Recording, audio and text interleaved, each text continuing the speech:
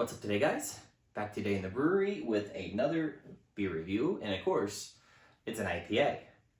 And as I always say, today is a special beer because this is one of the first IPAs I've ever had. I think the first IPA I've ever had in an 8-ounce can.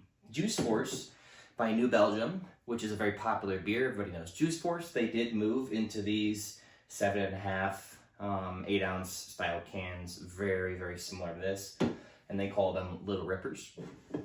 I think it's a great concept.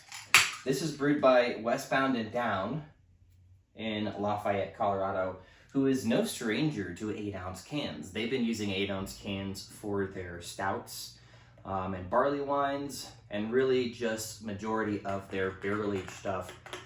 They've been doing it for quite a while now. It is a nice format. 16-ounce bottles are great, and if you have a good bottle stopper that can hold them for a while. However, a lot of people are preferring just having the single 8-ounce cans. Besides the point, this is a West Coast double IPA called Faster Horses. Again, I've not done a whole lot of research on this beer. I can't tell you the hop profile, anything like that. 8-ounce can, it's 8.7% ABV by volume. I want you guys to take a look at the color here. It's a nice, beautiful color for a West Coast. It doesn't have any hint of maltiness, which is interesting because I can tell you guys a quick story. I actually got a bad can of this beer. The very first can I poured of this was brown and oxidized, and the brewery actually sent me a replacement beer, and I live almost 2 hours away, so they mailed it to me overnight, which was crazy. So shout out to them for hooking me up, and let me go ahead and just dive into this beer review. I've had one can of this so far, and this smells on the nose like mangled pineapple, which is crazy for a West Coast double IPA.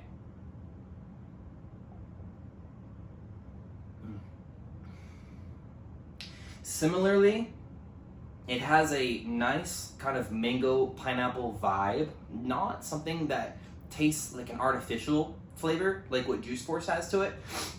Something that you can tell is brought on by a very beautiful combination of hops, and that's what it tastes like. It's a hop flavor, definitely like maybe even like a mosaic citra type combination. I'm gonna have to look up what the combo is on this, but it's really, really nice.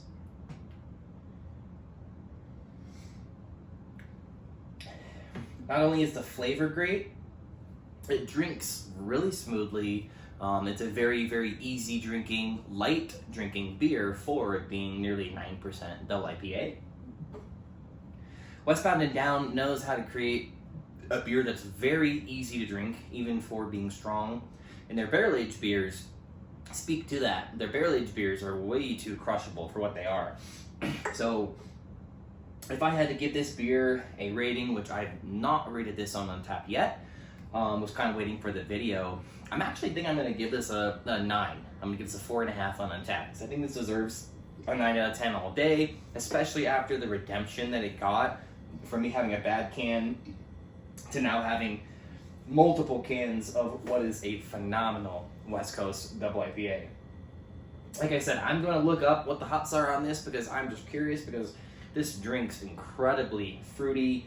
You don't get much pininess that comes through. There's not a whole lot of bitterness that comes through, and so it's a very fruity, easy drinking, approachable double IPA if that's something that you're looking for. So yeah, shout out Westbound and Down again. Thanks for the beers. Thank you guys for watching, and I will see you on the next brewery beer review.